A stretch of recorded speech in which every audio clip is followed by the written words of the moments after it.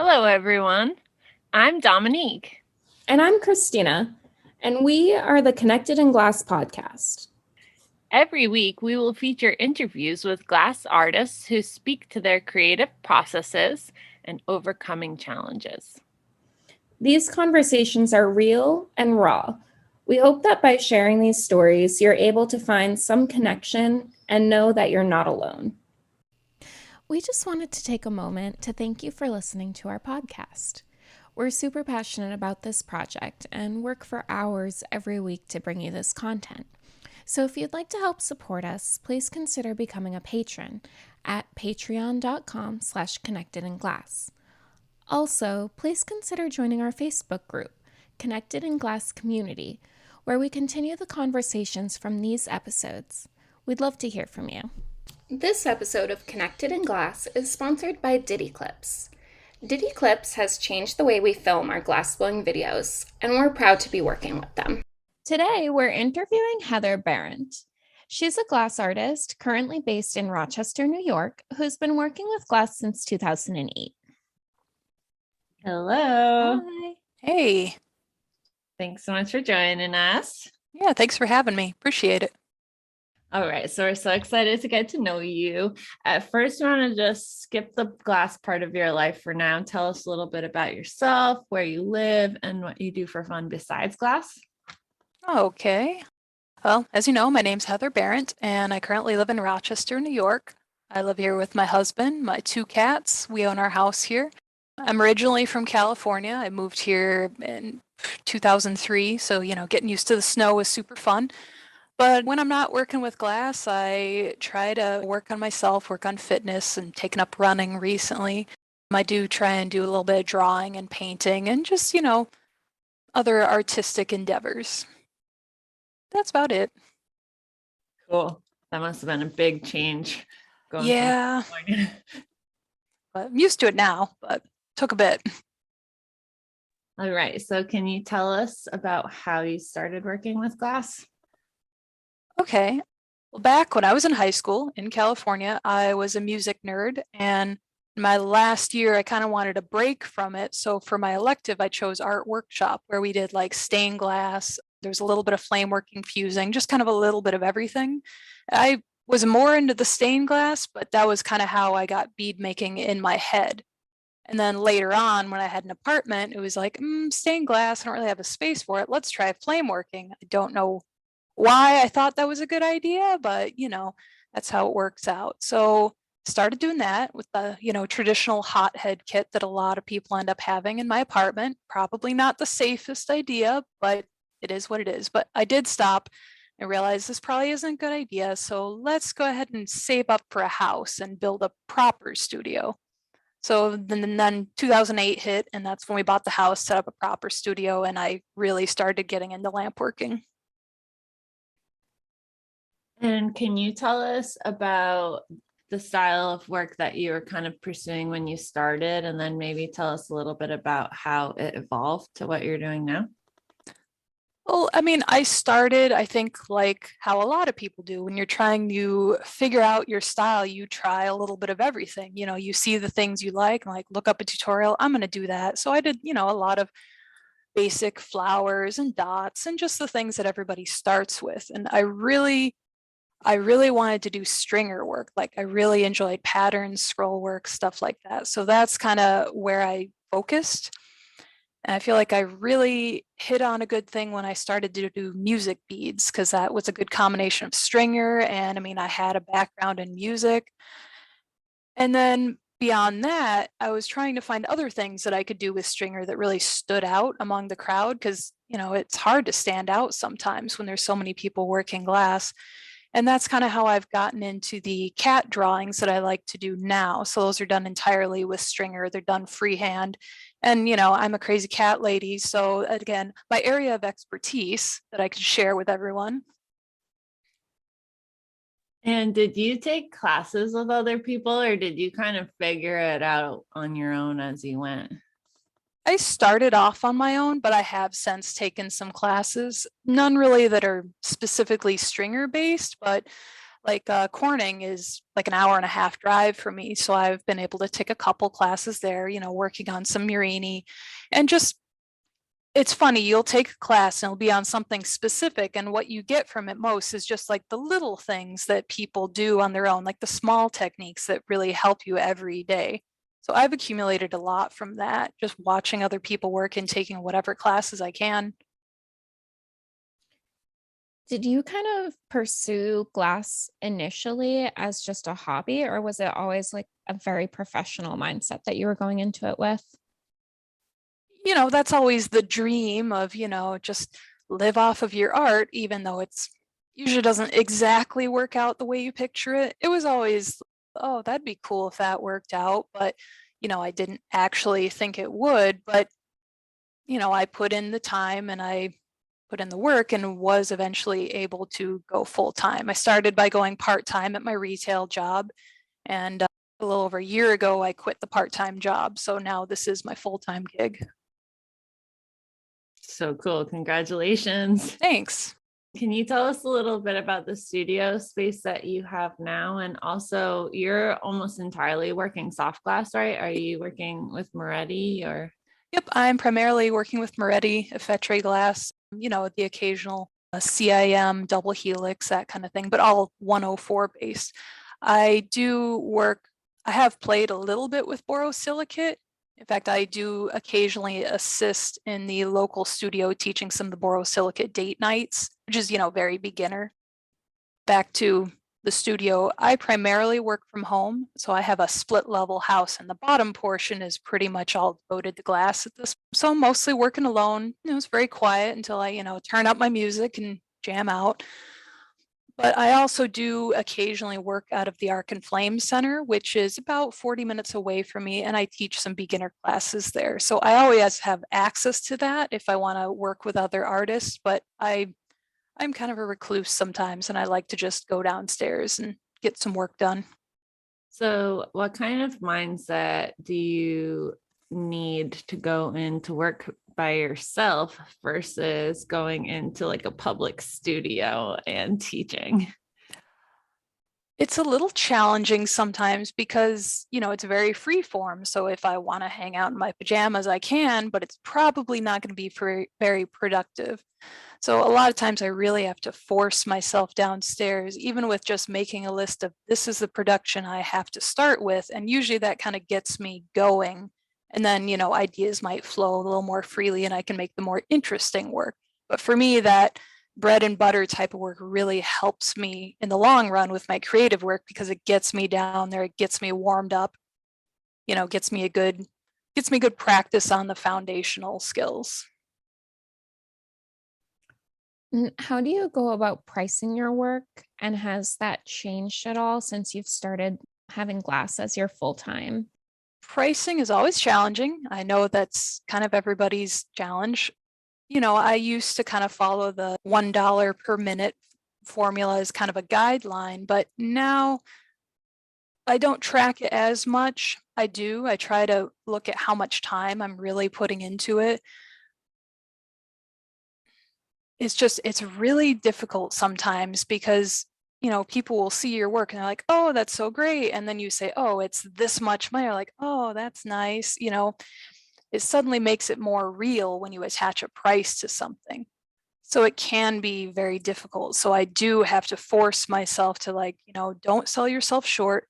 I might not be the person who would buy this. I'm not my customer, but it needs to be priced appropriately or else it's not going to be sustainable. What are the different manners in which you sell your work? Do you mostly sell it on your own or do you sell to other like retail locations? I am mostly selling through social media right now. I do have a couple local galleries, but since COVID has happened, it's actually several of them have shut down. So I need to go out and look for. But mostly I sell through trunk shows on Facebook. That's where I sell my jewelry components. And then I usually sell marbles through some Facebook groups and a lot on Instagram. So I do have my own website, and that's where most of the sales come from. I bet you took so much of your past retail life experience and then to be able to apply it to something you actually want to sell. Yeah, you could say that. I mean, so much of the work goes into just like taking proper pictures and disciplining yourself to actually list the items instead of, hey, I made this thing, taking the measurements, putting in the price, the marketing. There's just so much that goes into it that is not, the fun artsy life that a lot of people like to imagine.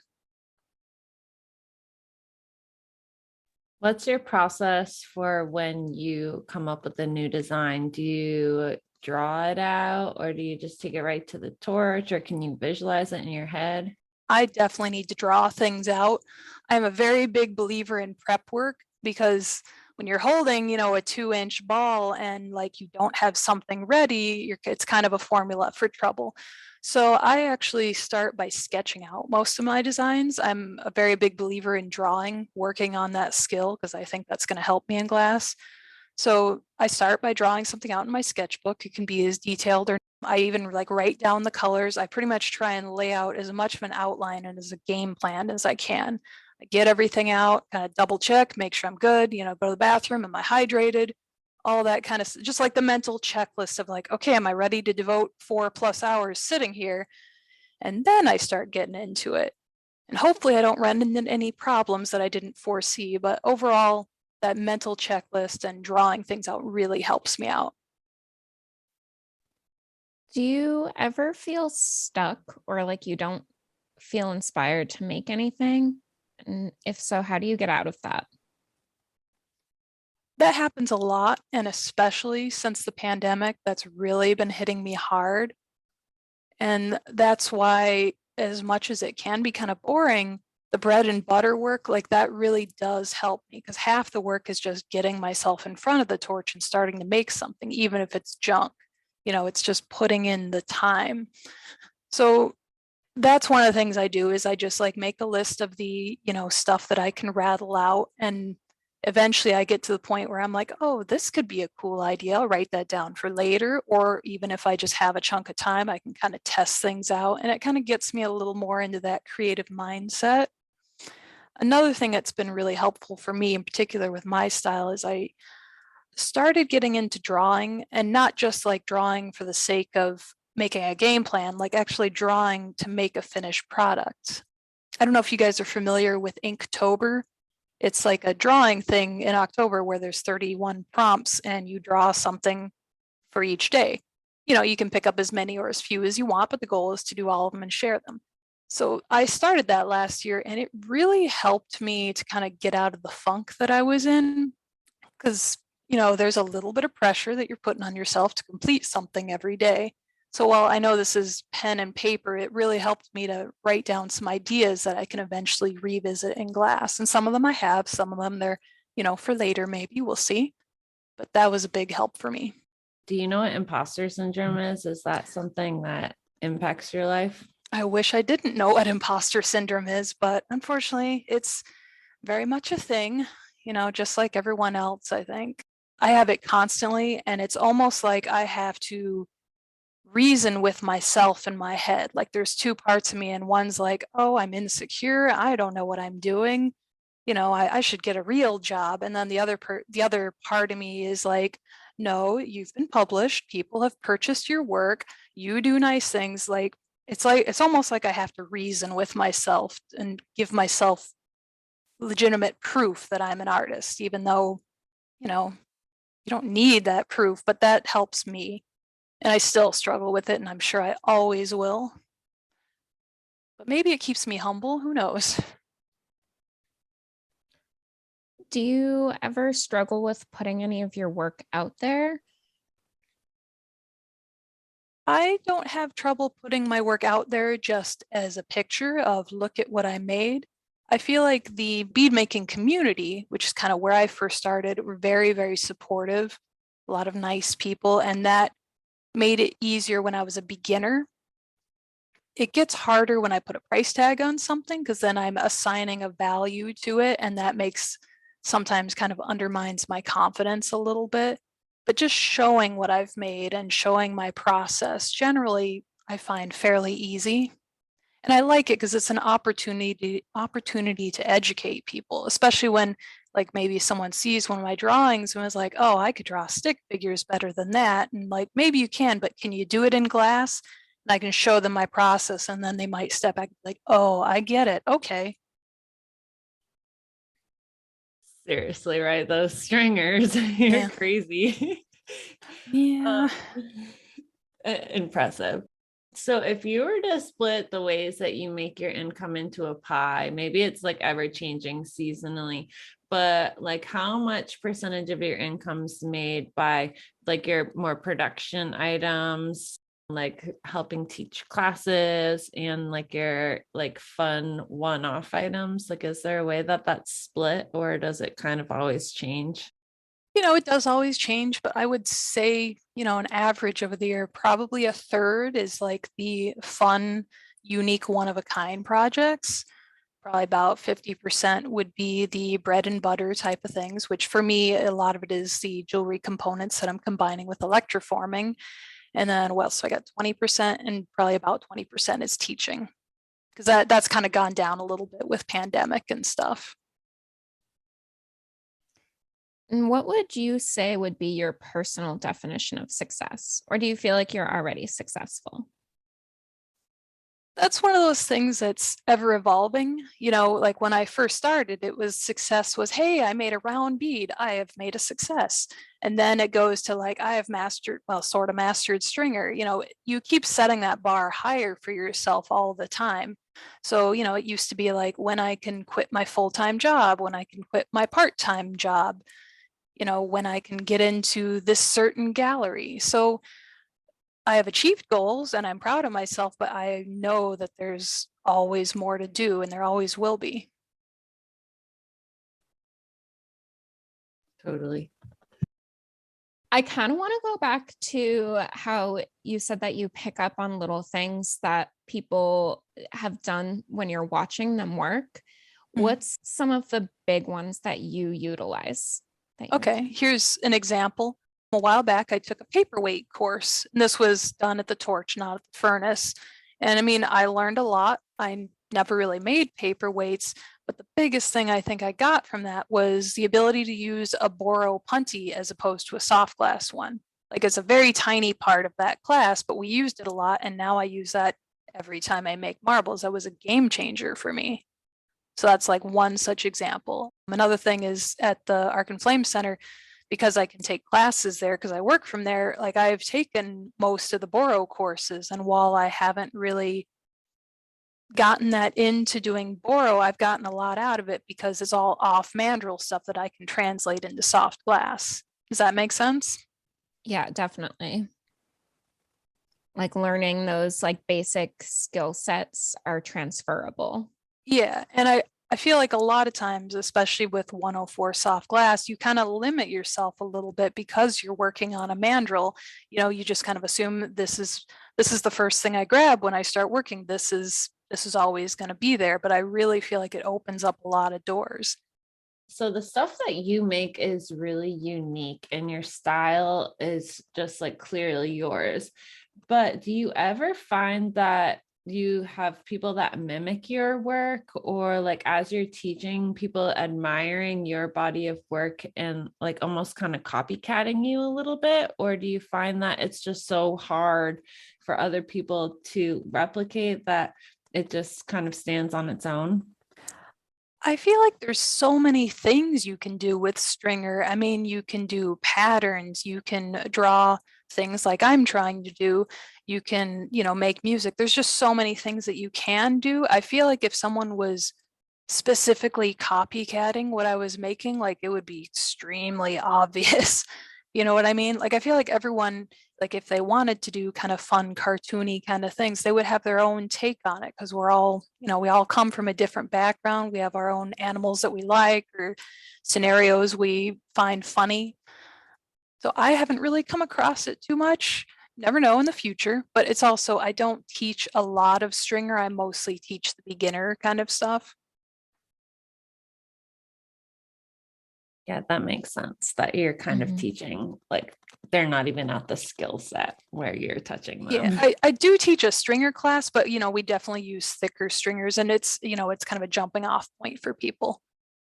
anything I've done more in depth has kind of been like a one-on-one kind of thing, just because it's very specific. So it can be a little difficult to get enough people interested in that very specific, tiny skill set.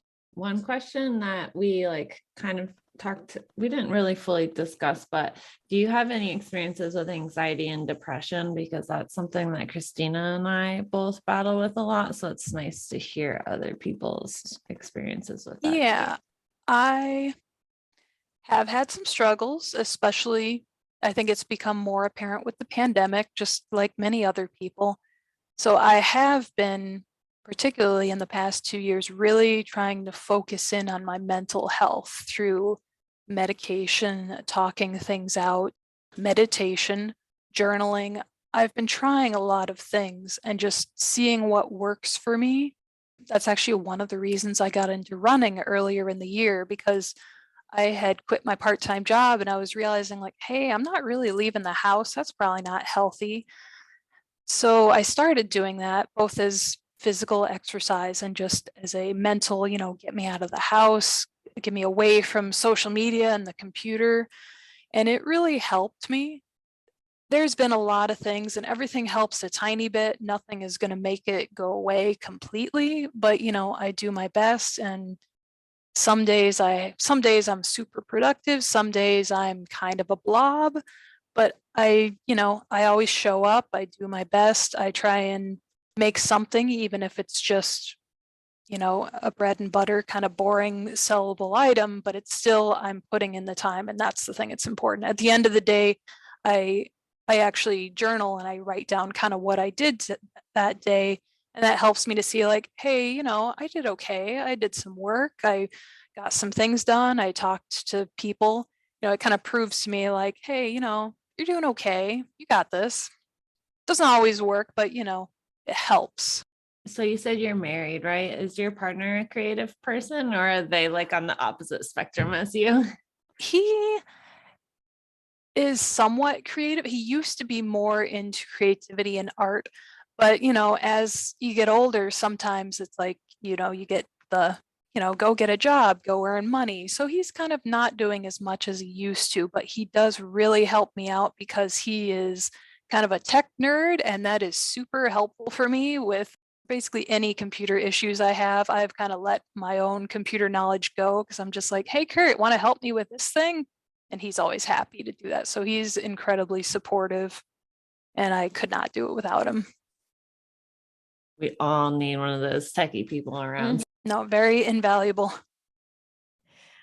I was wondering if you found that working from home, if you have to have a specific routine in order to kind of get yourself going, or if you just kind of ease your way into your day and kind of go with the flow.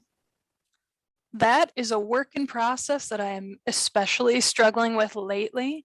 I don't know if it's too much, but I started medication recently that has just completely zonked me of energy. It's like I will sleep 14 hours if left unchecked. So I am really trying to work on my sleep hygiene and getting up and just getting started on stuff.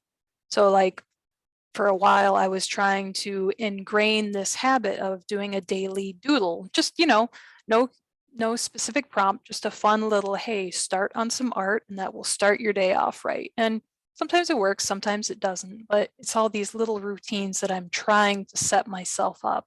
I highly recommend the book Atomic Habits by James Clear, I believe. That's a book that's been really helpful for me to try and set up routines to get me going, because I don't have a 9 to 5 time. It's just, these are the things I need to do today or this week, and they have to get done, whether it's at 3 a.m. and I'm a little stressed, or if I'm on top of things and I'm finishing right at 5 p.m. And so do you try to stick to a 9 to 5 schedule, or do you just kind of however you get in the zone? No, it's however. But it is something that I am trying to kind of set some boundaries with myself, so I don't either work all day and then feel burned out at the end of the day, or I take 3 days off because I might need it from that burnout. So that's something that I'm definitely working on now. It's so Totally hard when gonna you, check that book out. yeah. And it's so hard when you work for yourself and at home to just turn it off too. Yeah. That's Well, me there. it's like I can turn it off, but it's still a mental burden on me because I may be, playing video games or taking a nap. In the back of my head, I was like, I got this big list of stuff. I should really get on it. Maybe after this TV show, but it's still a mental drain. And I know that it's healthier for me to just do the thing, get it done, and, have that off of my plate. But it still can sometimes be a struggle. Just like before, I really have to reason with myself. I have to list off the proof that this is the right thing to do. Future you will thank you if you actually do the thing. Doesn't always work, but I really try. So feel this. I so feel this.